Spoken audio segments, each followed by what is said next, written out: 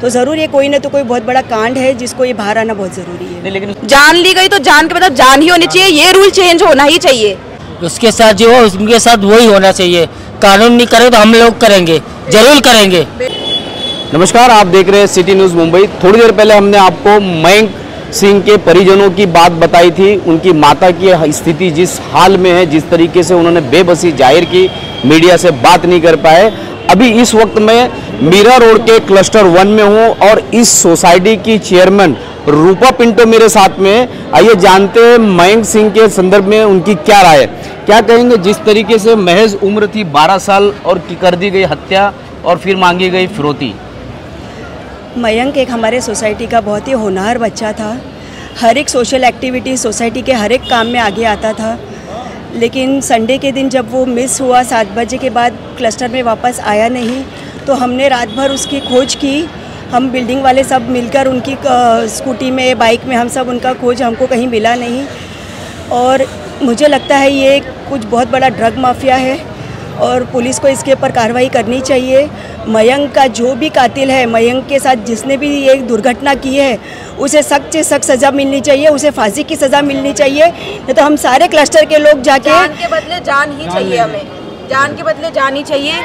ऐसे कैसे कोई कर सकता है इतना छोटे से बच्चे के साथ इतना उसने बोला कि मैं बता दूंगा, तुमने मुझे कहा ले, तो उसका मतलब मार ही डाला, उसको मार ही डाला। एक बार भी नहीं सोचा, इतना छोटा बच्चा, उसका गला दबा दिया, उसको मारा और फिर बाद में उसको चाकू भी मारा। इतना इस तरीके से तो ये सब नहीं चलेगा। उम्र क्या तो कुछ नहीं होता है, ये सब जान ली गई तो जान के मतलब जान ही होनी चाहिए, ये रूल चेंज होना ही चाहिए। हमको जान ही चाहिए और हम जाएंगे, हम वहीं पे खड़े रहेंगे, रैली लेंगे, हम लोग सब पूरी बिल्डिंग सबके सब लेके जाएंगे। एक बच्चा गया है, लाइफ है, ये जिंदगी इतनी इजी नहीं होती है। मैंने मेरा भाई अभी कुछ टाइम पहले ही खोया, I know the pain. Rupa Pinto ji, क्या जो लोग यहाँ पे जिन लोगों ने हत्या की, अभी चर्चा ऐसी है कि वो लोग अक्सर सोसाइटी में इधर आया करते थे? इसके बारे में तो मैं अभी बता नहीं पाऊँगी क्योंकि मैंने जो कातिल है उनको देखा नहीं है, कौन है वो बच्चे। देखने के बाद ही पता चलेगा। हम सीसी कैमरा भी चेक करेंगे, अगर वो डेली यहाँ पर आते थे तो इसकी जानकारी हम पुलिस को ज़रूर देंगे। तो कुल मिलाकर के जब हत्या हुई, हत्या के बाद पुलिस का क्या रोल रहा, कितना सपोर्ट मिला आपको और किस तरीके से बॉडी रिकवर की गई? पुलिस का तो पूरा सपोर्ट रहा। संजय हजारे साहब कल भी हमारे सोसाइटी में आए थे 11:30 बजे, यहाँ पे 1 बजे तक वो हमारे साथ में थे और उसके बाद शायद उनको कोई हिंट मिली तो वो लोग यहाँ से चले गए। तो पुलिस का कोऑपरेशन था। आपने भी थोड़ी देर पहले कहा कि ड्रग माफिया का कोई बड़ा लिंक है, क्यों ऐसा लग रहा? क्योंकि शायद हाँ, क्योंकि बच्चे को, एक 13 साल का बच्चे का किसी का मर्डर करने में क्या मतलब क्या उसको बेनिफिट मिल सकता है। तो ज़रूर ये कोई ना तो कोई बहुत बड़ा कांड है जिसको ये बाहर आना बहुत ज़रूरी है। नहीं, लेकिन उससे फिरौती भी तो मांगी गई थी, बता रहे थे उनके फिरौती मांगी गई 25 लाख का, उसकी फैमिली बता रहे थे, लेकिन मर्डर करने के बाद मांगा गया है। उसकी ऑलरेडी मौत हो चुकी थी वो टाइम, जैसे हमको पुलिस से पता चला है। तो इसके पीछे बहुत बड़ा राज है और इसको हम दबना नहीं चाहिए। तो आपको लगता है मीरा भाईंदर में ड्रग माफिया का राज चल रहा है या बहुत बड़े पैमाने पर यहाँ पे ड्रग पेडलर है? जबकि 2 दिन पहले ही घोड़बंदर से काशीमीरा पुलिस ने 3 पेडलरों को गिरफ्तार किया था 2 दिन पहले, हत्या से पहले जी। और ये लोग शायद उन्हीं से माल भी खरीदते थे, ये जो 2 लोग पकड़े गए हैं। है ना, पूरे मीरा भाईंदर में ये तो माफिया तो है ही। और ड्रग्स पेडलर्स, ड्रग के रिलेटेड बहुत सारे इश्यूज डेली आते हैं पुलिस स्टेशन में। तो ये बहुत बड़ा माफिया है मीरा रोड में और इसको हमें रूट कॉज से इसको उखाड़ के जड़ से फेंक देना चाहिए। लेकिन कहीं ना कहीं जैसे पुलिस इस पे काम कर रही है, वहीं पर हमारे परिवार को, हमें भी अपना ध्यान देने की आवश्यकता है। आपको नहीं लगता है सर कि हमारे बच्चे किन लोगों में जा रहे हैं, उठ रहे, बैठ रहे, रह रहे, आज देने की, इस तरीके के ध्यान देने की आवश्यकता पड़ गई है? ज़रूर। माँ बाप माहौल कुछ इस तरीके से बन गया है। माँ बाप को भी ध्यान देना चाहिए, अपने बच्चे कहाँ जा रहे हैं, किससे मिल रहे हैं, उनके दोस्त क्या है।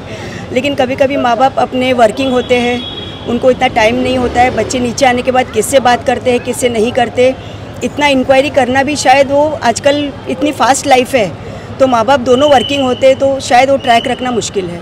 कुछ नौजवान मेरे साथ में है, मयंक सिंह की जो हत्या हुई उस संदर्भ में उनसे जानते हैं, उनकी क्या राय, क्या कहेंगे आप? सर, जो भी हुआ है बहुत गलत हुआ है क्योंकि एक बच्चे का ऐसा अपहरण होना और उसके बाद उसका डेथ होना, हम लोग खुद शॉक में हैं अभी भी, क्योंकि हम लोग रात रात को घूमे देखने के लिए कि कहाँ है वो, बट अभी तक हम लोग को कुछ पता नहीं था। और आज सुबह हम लोग को न्यूज़ ये आया कि ऐसा ऐसा हुआ, तो हम लोग सब ऑफिस से छोड़ के बिल्डिंग में भाग के आए कि क्या हुआ क्या नहीं जानकारी के। महक, मेरा छोटा भाई था महक, उसके साथ जो हो उनके साथ वही होना चाहिए। कानून नहीं करे तो हम लोग करेंगे, जरूर करेंगे, 100% करेंगे। 100% करेंगे। जय हिंद। ठीक है। जिस तरीके से मीरा भाईंदर में ड्रग पेडलरों का राज आ गया है, जगह जगह पर ये लोग पाए जा रहे हैं। मीरा भाईंदर में खुले तौर पर स्टफ से लेके गांजा हो, चाहे फिर बटन हो, जिसे आम भाषा में बटन कहा जाता है, कुछ मेडिकल की गोलियां होती है जिसमें नशा होता है, कुछ इस तरीके का एक बहुत बड़ा सिंडिकेट यहाँ पे काम कर रहा है, जिसे 3 या 2 दिन पहले काशीमीरा पुलिस स्टेशन ने घोड़बंदर से 3 लोगों को गिरफ्तार किया है। और यही पूरे मीरा भाईंदर शहर में ये लोग सप्लाई करते हैं। चेन तोड़ने की कोशिश काशीमीरा पुलिस स्टेशन ने की, लेकिन फैल कुछ इतना गया है कि आज मीरा भाईंदर के हर परिवार के बच्चे या उनके माँ बाप अपने बच्चों को असुरक्षित महसूस कर रहे हैं कि कब इन लोगों के चुंगल में ना फंस जाए।